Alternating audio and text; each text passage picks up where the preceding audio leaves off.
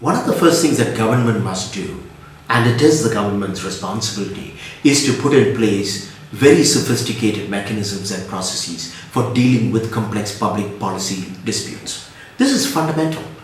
We don't have the kind of mechanisms that yield sustainable and workable results. What business needs to do is, with all the resources that it has, it must find a way to see civil society as a key stakeholder. Business cannot go at it alone. No matter whether they can get the licenses, whether they can somehow get permission for or acquire land and get their factories going. They are one of the key stakeholders in this country, and their actions affect the lives of ordinary Indians on a daily basis. Business must recognize that unless it takes the lead in popularizing and in establishing collaborative processes like consensus building or dialogue or mediation, the status quo is actually going to work against them very soon. Civil society must also recognize that despite all the problems that they face with government or with business, that they must have more faith and trust in negotiation as a process. Now I understand that traditionally negotiation has been a win-lose process. That negotiation has been between those who have power and those who don't have power. And adversarial engagement was necessary to get people to the table and to get what you need. However, this is not sustainable. In 2007, Metaculture actually conducted a pretty protracted interreligious dialogue where we brought together leaders from 4 different faith groups in Bangalore. What was different about this process was that one, we stayed away from platitudes.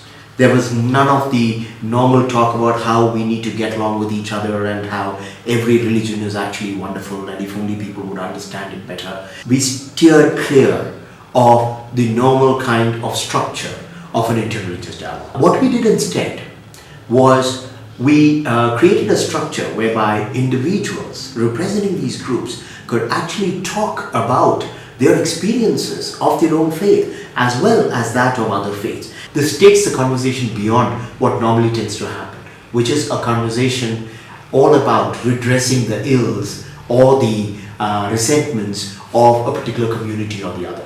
That's been done. We keep doing that anyway. And there are tremendous limitations to that kind of an approach. You may win some court battles through protesting or by arm twisting. You may actually get some of your genuine needs met temporarily. But that's not sustainable. We are all stakeholders. We are all citizens of this country. And unless we can actually cobble together agreements and decide on how we want to engage with each other that works for all of us, we are not going to be able to actually create any kind of lasting peace or harmony, however much we may desire it. In my experience, conflicts are far more complex. A case in point, we were brought in to do a very comprehensive conflict assessment in Kandhmal after the riots in 2008. And we spent a lot of time on the ground, talked with everybody from the Hindutva groups to the Christian missionaries to the villagers, people who were affected. We also met with some of the people who were seen as the perpetrators of violence. And the picture that emerged was a very different one from the one that is reported in most of the media, even when the media was actually doing a very good job in highlighting many of the atrocities. We discovered that it not only had a religious component, it had a very strong economic component, which in turn was connected to the kind of reservation systems that the government had put in place to benefit either the SCs or the STs, which gave rise to certain manipulation of the system that in turn created resentment amongst those who were being left out of those benefits. So it's a very complex situation.